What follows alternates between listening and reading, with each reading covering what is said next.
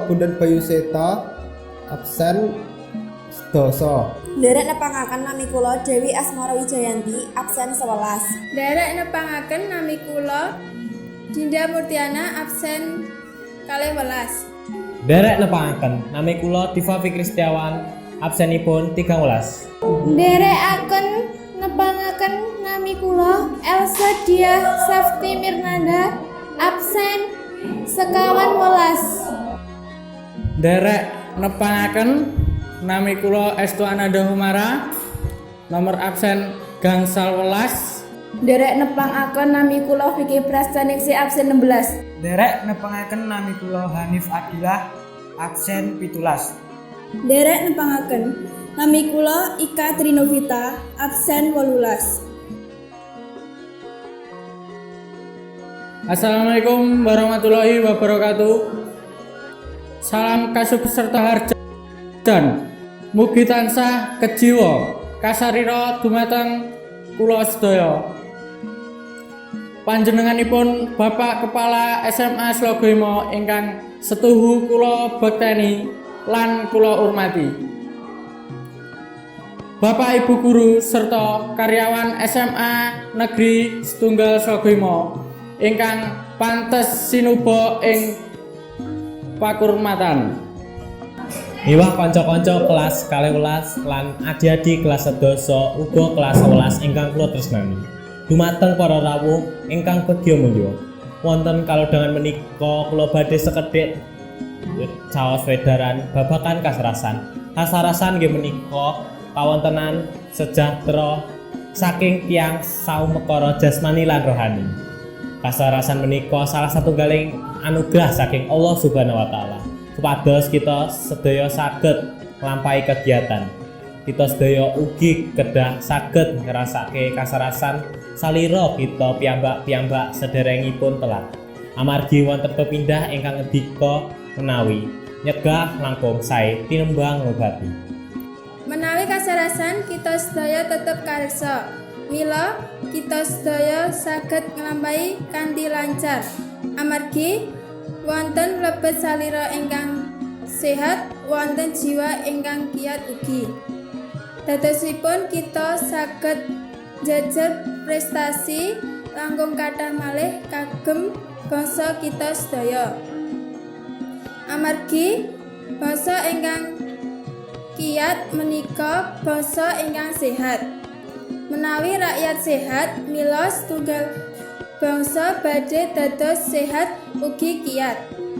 Mekaten swaliipun, rakyat ingkang kathah lelara, mila bangsa badhe dados lemah.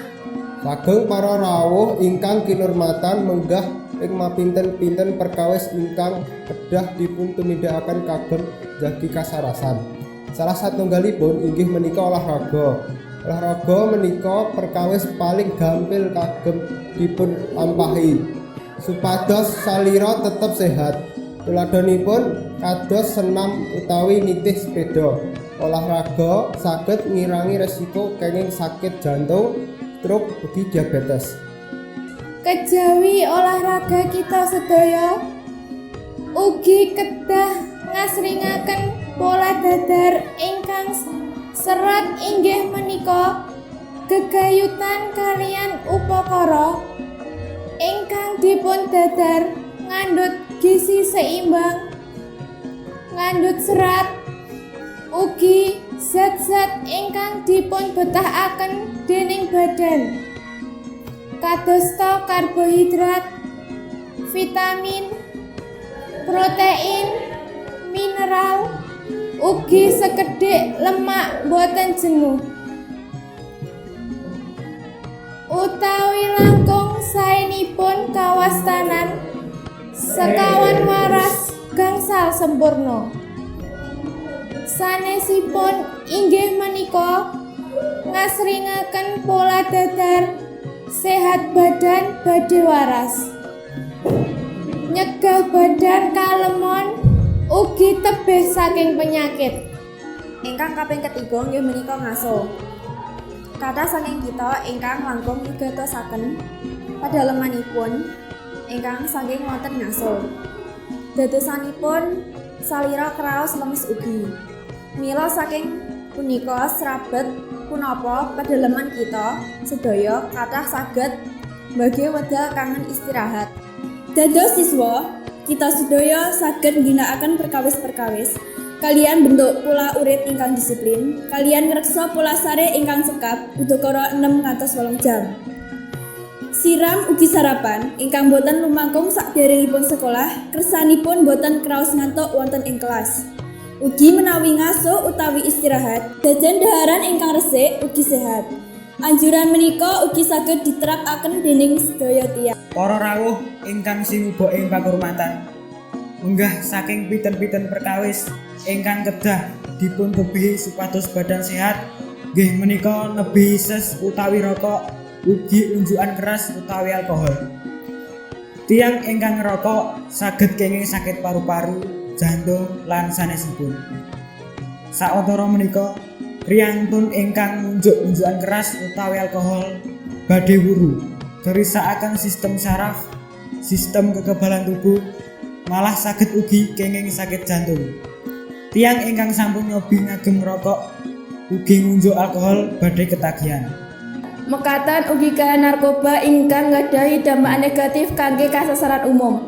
Mila ampun pisan-pisan kita sedaya nyobi perkawis kasebat. Amargi sampun kathah korban-korban ingkang sampun dipangertosi dening kita sedaya akibat ngginakaken barang haram kasebut. Mekaten sesabetan ingkang saged kawula aturaken mugi-mugi saged nuwuhaken manfaat kagem kita sedaya.